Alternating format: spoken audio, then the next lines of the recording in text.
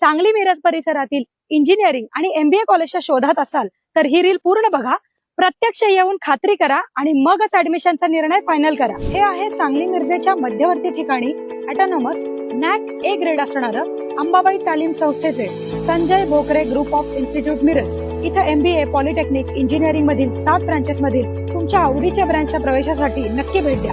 या इन्स्टिट्यूटचं खास वैशिष्ट्य, इथे तुम्हाला उत्कृष्ट शैक्षणिक सुविधा देऊन गव्हर्नमेंटच्या सर्व स्कॉलरशिप तसंच चांगल्या कंपनीत चांगल्या पॅकेजच्या उत्तम प्लेसमेंटची हमी दिली जाते आणि यासाठी लागणारं हँड्स ऑन ट्रेनिंग सुद्धा विद्यार्थ्यांना इथे दिलं जातं। Sports event, cultural event, seminars यामधून विद्यार्थ्यांच्या कलागुणांना पण संधी मिळते। विद्यार्थ्यांसाठी हॉस्टेल, कॉलेज बस या सुविधा आहेत। सुंदर कॅम्पस तसेच अतिशय मानाचा असा radio city business Titans excellence in education award या संस्थेला मिळालाय। अधिक माहितीसाठी डिस्प्लेवर दिलेल्या नंबरला लगेच फोन करा आणि ऍडमिशन घेऊ इच्छिणाऱ्या तुमच्या मित्रमैत्रिणींना आणि त्यांच्या पालकांना हे रील नक्की शेअर करा। ताज्या बातम्यांसाठी महान करेला सबस्क्राइब करा आणि बेल आयकॉनला क्लिक करा।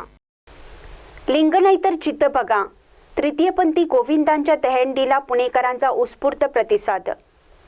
गोकुळाष्टमीचा सण देशभरात उत्साहात साजरा होत असताना पुणेकरांनी यंदा एक आगळा वेगळा उपक्रम अनुभवला। दरवर्षीप्रमाणे याही वर्षी पुण्यातील बाजीराव रोडवर तृतीयपंथी यांच्या दहीहंडीचे आयोजन करण्यात आले होते।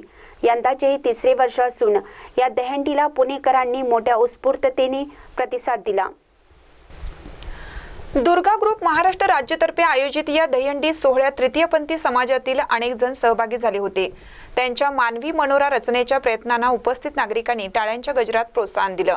समाजातील दुर्लक्षित घटक मानल्या जाणाऱ्या तृतीयपंथीयांना अशा सामाजिक सांस्कृतिक उपक्रमांद्वारे प्रोत्साहन मिळणं ही निश्चितच सकारात्मक बाब असल्याचे नागरिकांनी सांगितले। महाराष्ट्रात दहीहंडी उत्सव हा नेहमीच जल्लोषात साजरा केला जातो। दहीहंडीला खेळाचा दर्जा मिळाल्यानंतर गोविंदा पथकांचा उत्साह अधिक वाढला। गेल्या काही वर्षापासून पुरुष पथकांसोबत महिलांचे पथक ही दहीहंडीत सक्रिय होऊ लागलं आहे। आता तृतीयपंथी पथकानेही दहीहंडी उत्सवात आपला ठसा उमटवला आहे। पुणे तिथे काय उणे ही उक्ती या निमित्ताने पुन्हा एकदा खऱ्या अर्थाने अनुभवायला मिळाली। तृतीयपंथीयांच्या या उपक्रमामुळे समाजातील रूढ चौकट मोडून नवा आदर्श निर्माण होत असल्याचे उपस्थितांचे म्हणणे होते। गोकुळाष्टमीच्या जल्लोषात तृतीयपंथीयांचा सहभाग हा सामाजिक सलोखा आणि समानतेचा दिशेने एक महत्त्वपूर्ण पाऊल असल्याचे स्पष्ट झाले।